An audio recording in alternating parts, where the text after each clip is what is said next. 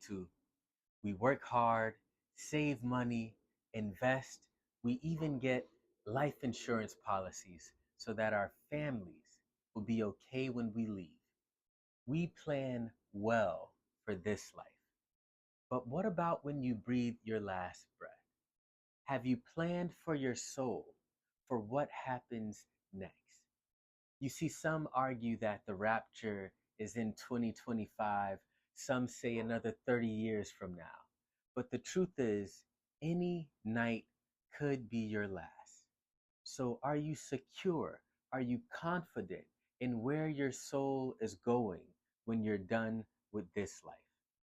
And if you're not, if there's any doubt in your mind, make sure you join a good community, get connected to a group of people walking the direction you want to be in. That way, you can pursue Jesus Christ together and be assured in your next life. Thank you and have the best week of your life.